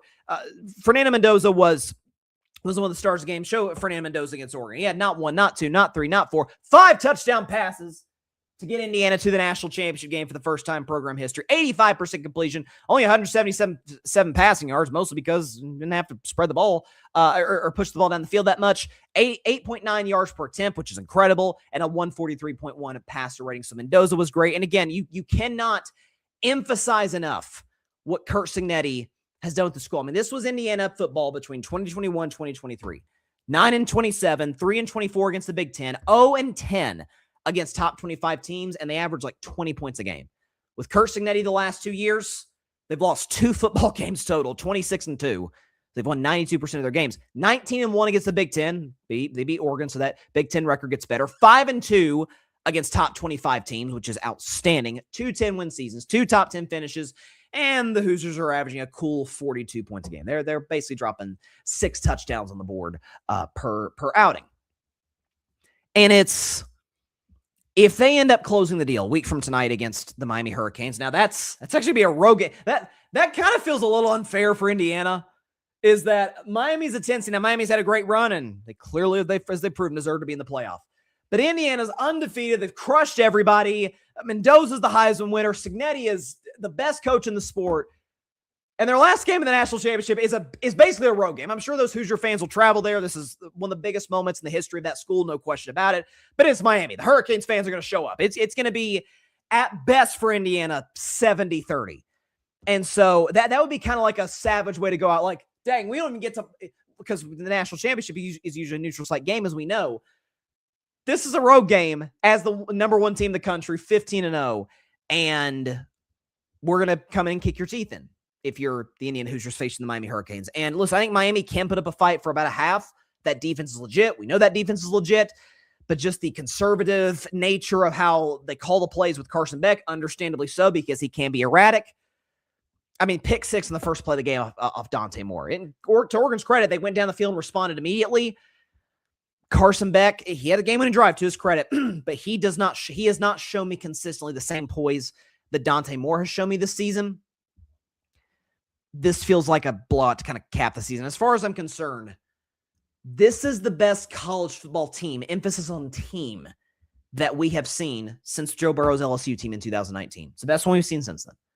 Now, I don't think it's better because that LSU squad had way more NFL guys than this Indiana team does. But they're almost like LSU in reverse, where it's that LSU team, obviously, remember Joe Burrow, Jamar Chase, and Justin Jefferson, and Edwards-Helaire, and they had Randy Moss's son at tight end. They had some of these players, Patrick Queen on defense. Like, they were loaded. Just loaded. All the top 10 teams they beat, and in some cases clobbered all season long. Orgeron wasn't Nick Saban, to say the least. For Indiana, they had, I know Oregon had something like 55 4- or 5-star recruits. I think Indiana something like 4 or 5, something crazy. The roster isn't close to what LSU was in 2019, but the coaching is all world in the case of Curt Cignetti. And I mean, it's become a meme at this point where it's Indiana's up 42 and Curt Cignetti's pissed. Like, he just does not break character on the sidelines. Maybe he will if they win the national championship. Maybe he'll crack a grin or something. But and what's also great about this team too is in some ways, I think it's good for that locker room for the head coach and the quarterback's personalities to be complete polar opposites. Curt Cignetti is this gruff. I mean, people say, oh, he's Nick Saban. Nick Saban could crack up with his players from time to time. And I'm not saying Curt Cignetti doesn't love his players. We know that's the case. The players swear by that guy. But, Saban from time to time, he'd joke around with the media, or Saban was a hard ass. We know that, but he'd slap guys out. Hey, nice play or whatever. Curt Cignetti, again, like, the expression does not change. Doesn't. Even Belichick. Remember that game against the Jets in 2018 where Belichick screwed around with the rules and fooled the Jets and was grinning on the sideline in that Monday night game? Cignetti, nothing. He told Molly McGrath after the game, I'm more concerned about, I'm looking more forward to my next beer than the national championship game. Like, he is an in the moment, next play mentality, if there ever was a type of coach to exude that type of attitude about him. And Fernando Mendoza, exact opposite. Optimistic. His haters say he's corny. Listen, there's a lot of quarterbacks in the NFL who aren't like, don't sound like a president of the United States, for example, like Mahomes. I've been kind of hard on Josh Allen for some of his press conferences and losses. Like, not everybody's going to sound like Dak Prescott. Not everybody's going to sound like Brady for years in New England and Tampa. And Peyton Manning was great at at press conferences. Like Caleb Williams, same thing. Fernando Mendoza, big personality. Like, he's a guy who's optimistic, loves to play the game. Good for him. Like, if Fernando Mendoza was also kind of gruff and all business, doesn't smile, like, it wouldn't work. And I love Jalen Hurts, and I defended him at the start of the show. It wouldn't work if Fernando Mendoza had Jalen Hurts' personality, where it's, stoic, all business-like, doesn't talk that much, and Curt Cignetti, who's, a hard ass, who's never smiles on the sideline, who's always next play. That wouldn't really work. Opposites attract. And we know the quarterback and the coach, the two most important components of a football team, and Indiana's got an A+++ at both. So, I mean, I hope it's a close game, the national championship game. We want the last college game of the year to be a fun one. I don't see it happening. And I've loved Miami the whole playoff. The only game I didn't pick them was against Ohio State. I picked them to be A&M, and I picked them to be Ole Miss. I don't see it. I do not see a scenario in which this team can win unless Indiana completely implodes. And that's something else about the Hoosiers. Like, part of the reason that they've been so good, despite not having quite the rosters of other teams, certainly of Oregon and Ohio State and Texas A&M, they do not beat themselves. I mean, it's a phrase in the NFL. More games are lost than won in the NFL. Like, a lot of times teams will just kick themselves in the leg and, hurt themselves long-term in a game. Like, that's what made the Patriots dynasty great for 20 years. Never flashy, never aesthetically pleasing necessarily. They just kind of waited for other teams to screw up and then pounce. That's how the Chiefs have been the last couple of years of their dynasty. Like, not that explosive. Tyreek Hill gone. Someone makes a mistake. Mahomes, Kelsey, Chiefs, Andy Reid, they pounce. That's kind of what Indiana does. And their DB, Pons, jumps the pass, takes it to the house. Saw it the whole way. That's a well-coached, football team. We know this. Indiana winning this thing kind of feels like a formality. But it's been a weird college football season. Wouldn't it be kind of fitting if Miami won this thing? But kudos to the Hoosiers. That was impressive. Before we get out of here, man, we're live right now. If you're listening to the show on audio, we appreciate that. We're live right now, about 40 minutes away from kickoff between the Houston Texans and the Pittsburgh Steelers. And Houston is a favorite of 3 points. So I have to confess something. Because I picked Pittsburgh +3 and to win on Friday. Sticking with that, by the way. I mean, just go ahead and put up the final score. Do we have the final score? Pittsburgh and I've got Pittsburgh winning this game close, 24-23. I think DK Metcalf being back in the lineup helps. And this Houston defense has not looked quite as good in recent weeks. I mean, Riley Leonard in his first ever start hung 30 on this team. With that being said, man, my Steelers PTSD, trauma, whatever you want to call it, has kicked in as of late. And despite the fact that Tomlin is undefeated at home on Monday Night Football, despite the fact he's 22-3 overall, despite the fact that the Steelers only give up like 16 points a game at home on Monday Night Football, or not at home, just in general Monday Night Football, there is also an element, there's the fear in me that's like, yeah, but this stat is going to kick in. I mean, I've read this probably 75 times on the show over the last year. Steelers in their last 5 playoff games. 2017, they trailed 21-0 at home to Jacksonville. In 2020, they trailed 28-0 at home to the Browns. 2021, down 35-7 to the Chiefs. 2023, down 21-0 to the Bills. Last year, 2024, down 21-0 to the Baltimore Ravens, who you always play close games with, not in the playoffs. There is, I got to admit, man, and this is part of the reason I have optimism, the optimism I do have about the Steelers winning. A, DK Metcalf's back. B, there's the kind of like weird, I don't know if I buy it fully, but the team of destiny vibes after the miracle win last week with the missed field goal against Baltimore. And thirdly, I got to be honest, man. I don't think Aaron Rodgers has a lot of pressure in this game. He's 42. I mean, like, honestly, unless he throws like, unless he throws like 3 picks. Excuse me, I've had cough all show. 150 yards, is inaccurate, is cussing guys. Barring that, if the Steelers lose and Aaron has a touchdown, 200 yards, doesn't have any picks, just kind of run into a buzzsaw of the Houston Texans defense, I can't bash Aaron the next day. Mike Tomlin better win. That's what you brought Aaron Rodgers in here to do, is to win a weak AFC North, to get a home playoff game, to put yourself in position to advance for the first time since the 2016 season. Thanks to the Chicago Bears playoff win Saturday night, we can now show you an updated graphic of one that we've shown over the last year. Teams that have won a playoff game more recently than the Steelers. The Chiefs have done it 17 times. The Eagles and the Niners have done it 10. The Patriots, Rams, and Bills have won 8 playoff games more recently than the Steelers. The Bucs have won 6. The Bengals have won 5. Jaguars, Saints, Texans, who you play tonight, Packers, Ravens, Titans have won 3 playoff games apiece. Washington has won 2, as has Dallas, Atlanta, Minnesota, and Detroit.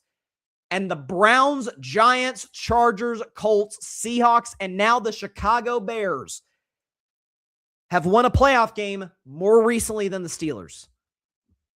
Mike Tomlin, the highest paid defense in football over the last 5 years. Not once have they ranked in the top 10.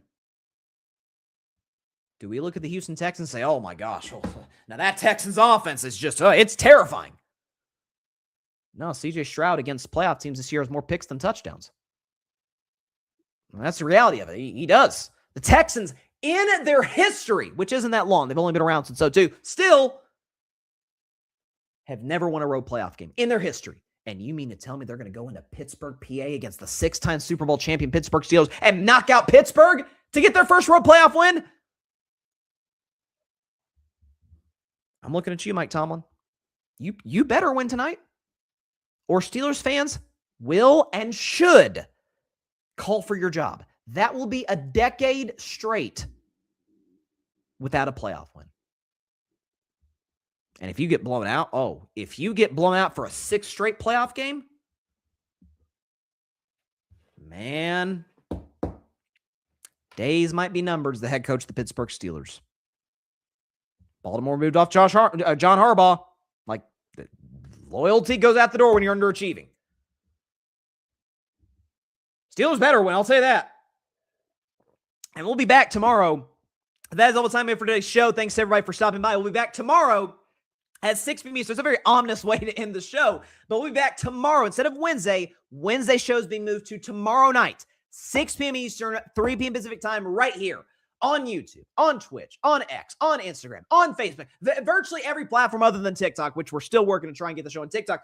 Virtually every platform other than that, we're going to be live reacting to the Pittsburgh Steelers win tomorrow night. Same time as usual. Different day, same time.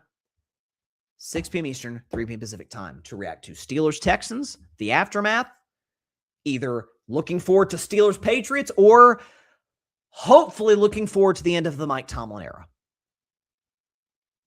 We shall see. Let's go Steelers. Here we go. Let's get the W. All right. Hope everybody has a great evening. We're going to see you guys tomorrow. Hope everyone has a great evening. Hope everyone stays safe out there. God bless y'all. Peace out. And let's freaking go Steelers. Let's finally win a playoff game for crying out loud. Thanks so much for watching the show on YouTube. And be sure to go click that big red subscribe button and check out the other clips and full shows from Carving It Up Live, as well as our other incredible content creators here on the Grid Network.